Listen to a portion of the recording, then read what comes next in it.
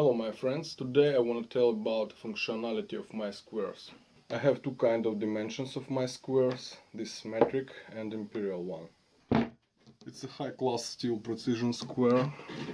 I use it to check my squares this way or this way.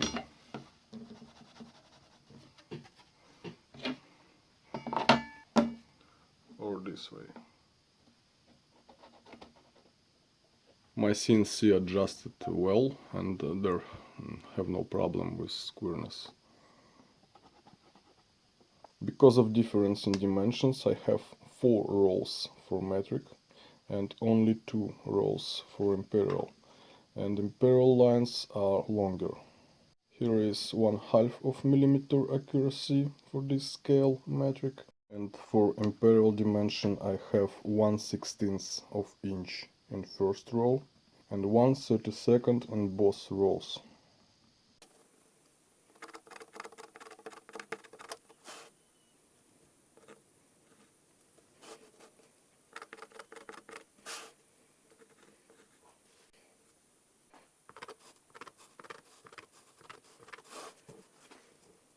First, I thought it's a disadvantage of plastic technology because I can't place lines too close to each other and I need to make 2 rows or 4 rows for metric. Further, when I used this square, I understand it's even more convenient because 2 rows, 2 sorts and 2 orders.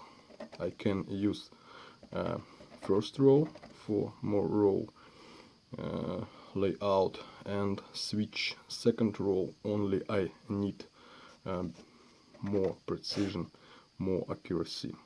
Because it's pretty difficult to find 1/16 between 1/32 part in one line. When many small lines in one row, it's inconvenient for me, absolutely.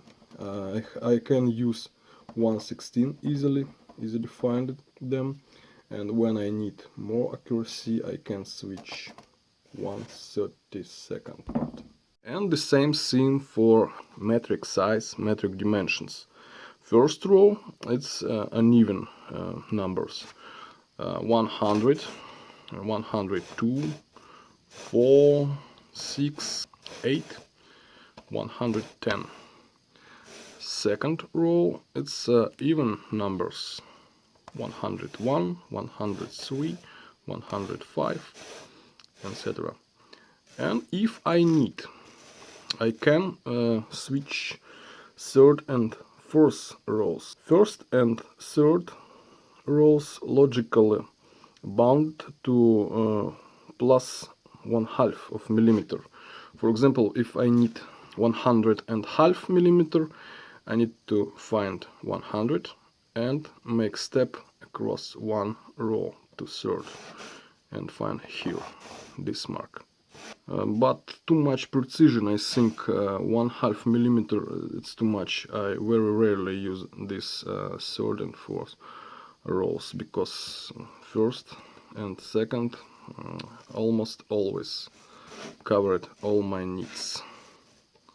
100, 100.5, 101, 101.5, etc.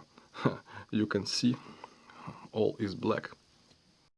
But first 2 rows, it's very often I use.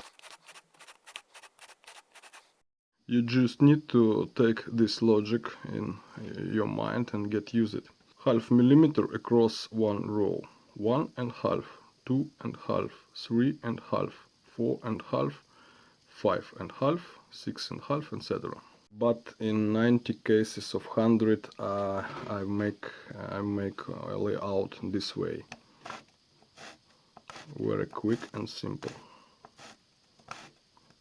First row, second row, first row, second row. And usually I don't draw many lines. Most often function it's one line from this edge. For example, 70 and 70. Also, very often I need long line of a long edge. for example, 1 inch. Fast and easy. Of course, usual function of any tri-square: 90° and 45°. And sometimes I can use even this small triangle. I have 45° here and 45° here in this direction. 3 inch and 4.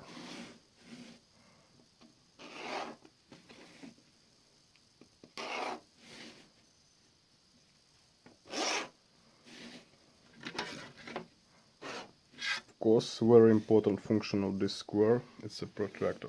Both of my squares has the same protractor from each side. This and this. One line, 1 degree. I have a groove here and lines inside. For example, 45°. And groove here from back side. And lines here. Also 45°.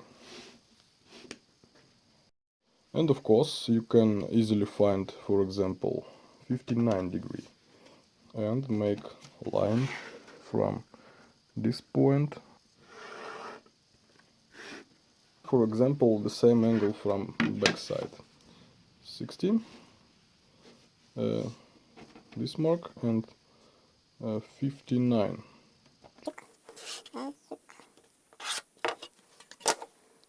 And make middle lines.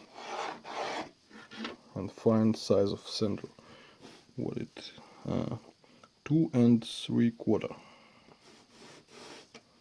And one man asked me about why I have some rounding in this corner of my fence. I will show you. For example, you need to measure this corner with some kind of piece of sheet inside. You can make it easily. But if you will have this sharp corner tri-square, you cannot do it. Because some piece of glue or garbage inside.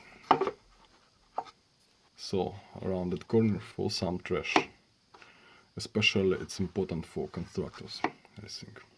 And most convenient thing for me in this square, it's a transparent. I can see what I have drawn here, what I draw just now. I can see it through this square. Any advantages, any precision of any square, if it is not transparent, I don't need it. People ask me about scratches of plastic.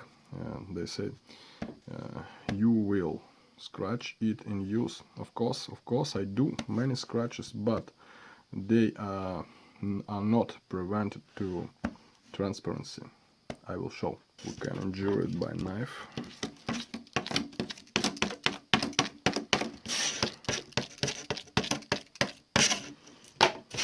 Nevertheless, I can see my lines through it, no problem. Even if we take some piece of sandpaper and make so, there is no problem, you can see your lines. So, now about plastic. First, I have used this acrylic plastic, it's pretty cool. Very good plastic, but now I use this one. It's like Coca-Cola bottle plastic, because acrylic you can break it. Not so easy, but you can. What about this one? You cannot. Absolutely cannot.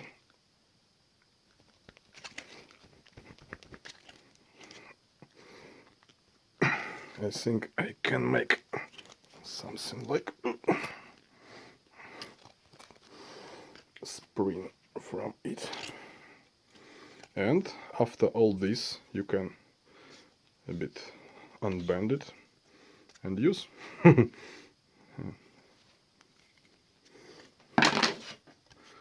It's my scratched sample. I can't break it. I really trying. Yes, it's broken.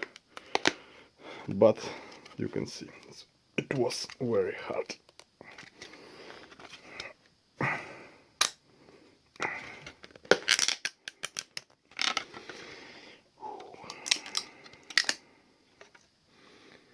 Yeah, crash test. Let's try hammer.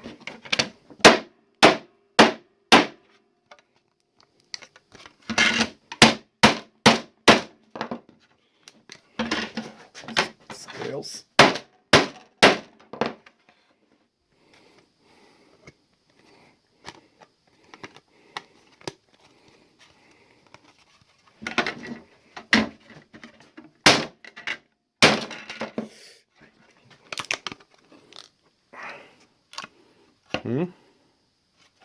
Okay.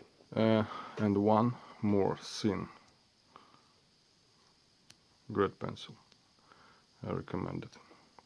About shape of holes. Previously I had metal rulers with such marking holes with this shape of holes. For example, it's a section. Here our pencil lid.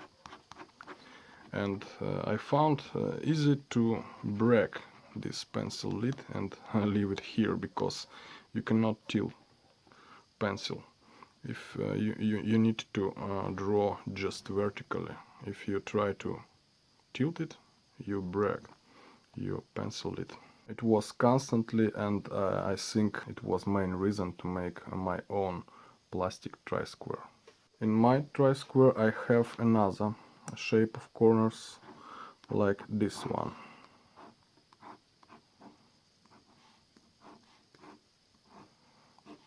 It's a section, and you can tilt your pencil at some angle and don't break your pencil lid. Of course, sometimes it happened, but not too often. If you tilt too much, very rarely. So let us sum up. First, and I think most important thing, transparency. You can see what you draw, the most important thing for me. Second, it's shape of holes. Pencil lid doesn't break. 3, it's a wearable plastic. Plastic, highly strong, wearable and reliable. The same thing, you can't break it.